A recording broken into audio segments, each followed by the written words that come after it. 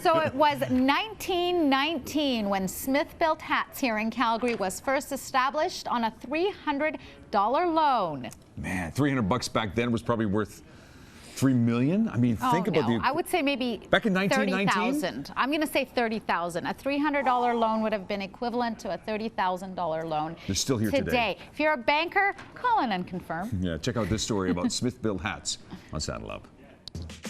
The shoemakerers that started the company were from Russia, so he sourced some white fur out of Russia and brought it here to start making the original white hats, which took off when Mayor Don McKay started giving them out.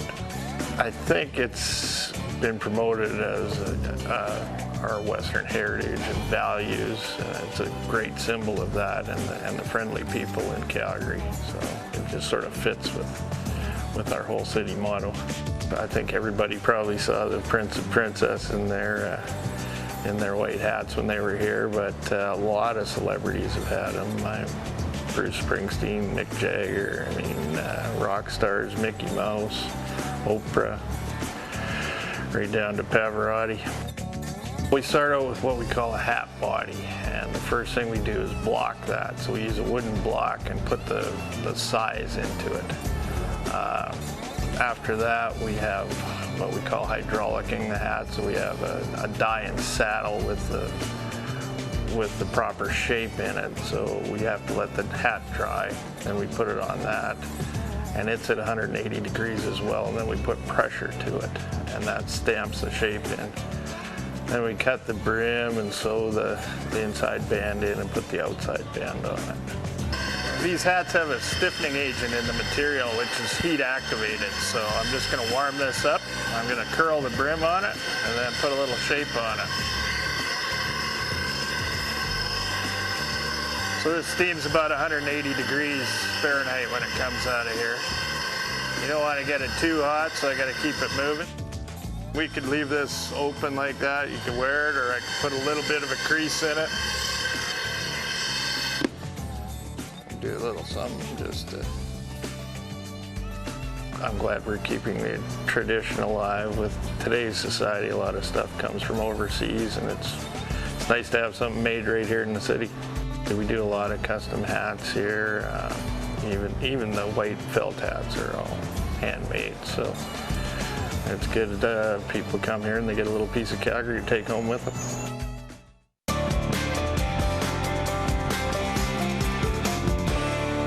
Shiva, I noticed you're not wearing a hat. Well, that's Is there a reason for this? Yes, that's because I don't have a custom-built Smithbilt hat, but you can get one. Yeah. Just go to the Shaw TV Calgary website contest page and answer the following trivia question. And if you've been paying attention, you'll know that we've already given you the answer. And good luck. You can get your hands on your own custom Smithbilt hat. 1912, 1919, and 1920, I think it was? Yeah. Yeah. So decide.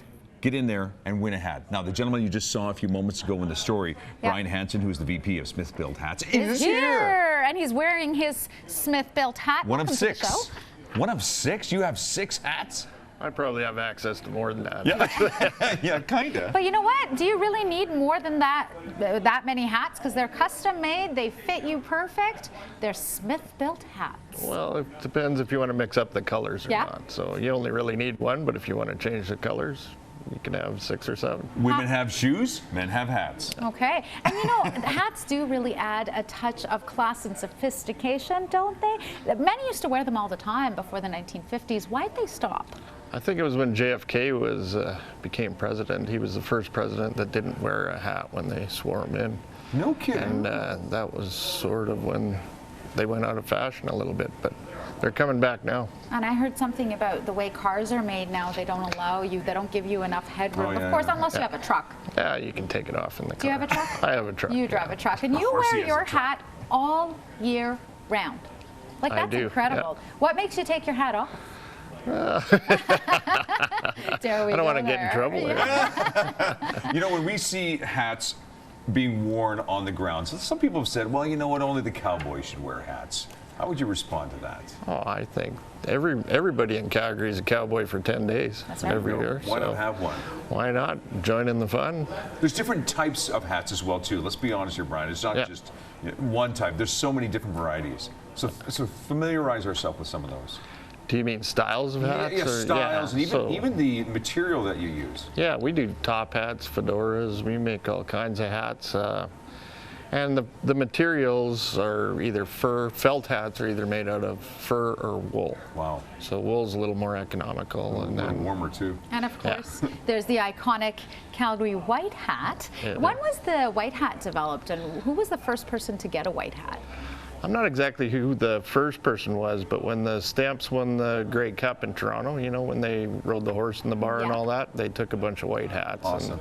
And that was sort of the start of the tradition. And Don McKay, who was a councillor then, was on that trip, and when he became mayor, he started handing them out to dignitaries. And world famous today. Yeah, we want to thank you kindly for donating one of your hats as well too. If you want to win a custom-made hat, kind of like the one that Brian's making, maybe he's wearing. Yeah, that would be awesome. And also ladies' hats too. You do ladies' hats as well too.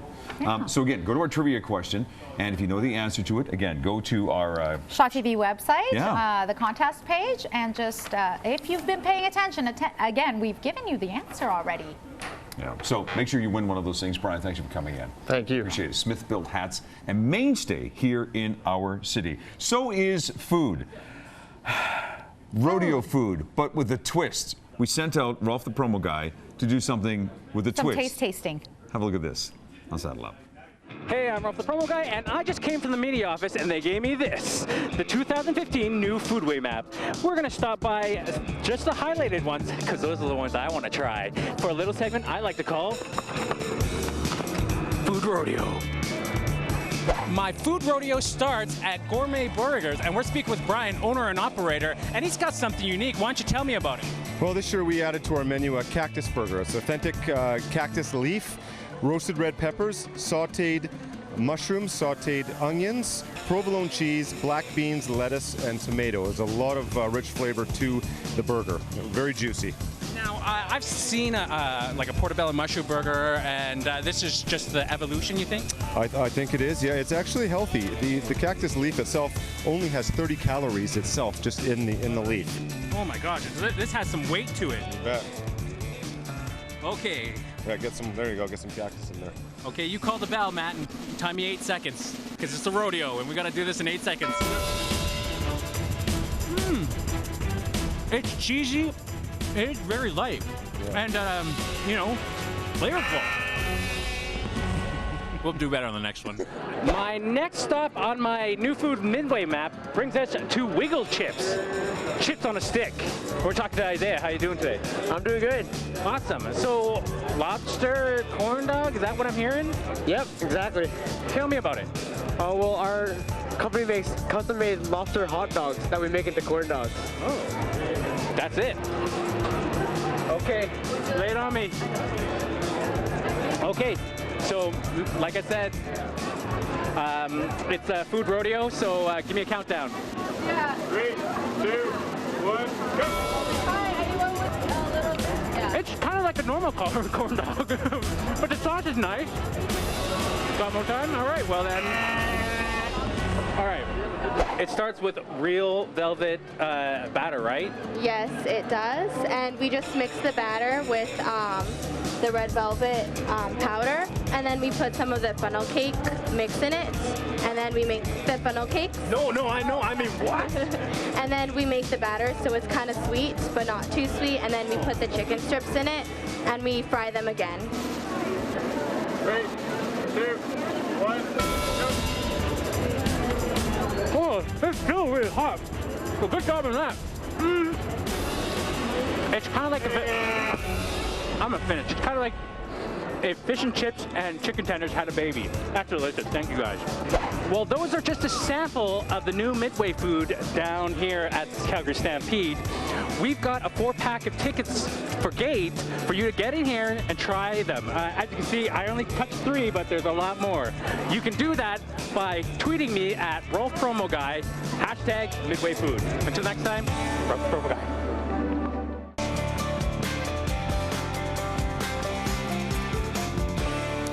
Is it just me, or Yes. does Rolf get all the good hookups? The food. And of course, they're all for you, so just go on his page, go on his Twitter, and enter to win all that wonderful stuff that he's got to give away. Yeah, we want to hook you up as well, too, with the Midway Classic we bring in.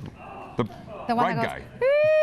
For the Polar Express. The This Polar is fun. Express. Yeah, that's a skyscraper back there, and Mike and I discussed it briefly, and then when we looked at the price, and it suddenly sent my heart beat to 130 beats per minute, because it's $40 a clip. I thought to myself, yeah, maybe when great Aunt Zelda dies and I inherit her fortune. Other than that, maybe next time. So we find ourselves a little more affordable fare, something like the Polar Express. Oh, the Polar Express. I think Tom Hanks runs this ride. Anyway, this cacophony of sound and light relies heavily on the principle of possibly ejecting you out of your seat and onto the ground.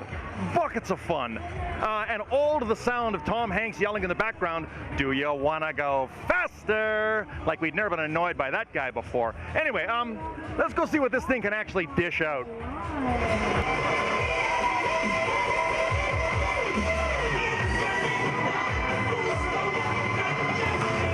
So that's the Polar Express so far. I don't get the Polar part particularly because, I don't know, shouldn't they be playing Christmas songs? I'm out of touch with this stuff. All right, it's time for me to commit myself and gather my loins, gird them as it were together, and just see what this offers on the big beats per minute meter.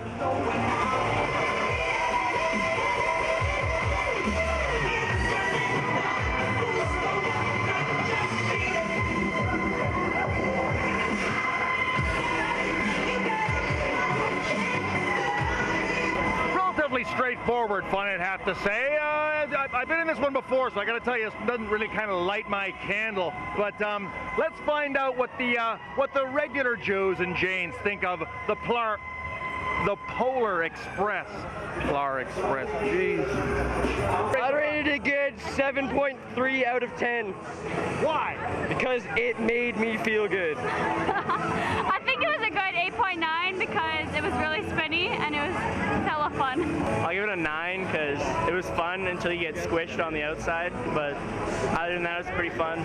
Well, there you go. That's the Polar Express, and I got to tell you, if sound was any evidence of fun, this one would be a scream. I can say that. Well, I don't know if I should say it. Oh, well, I can say whatever I want. I'm the ride guy, gol darn it.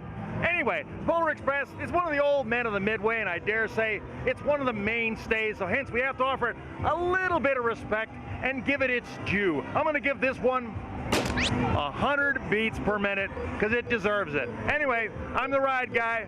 Keep on riding. See you on the Midway.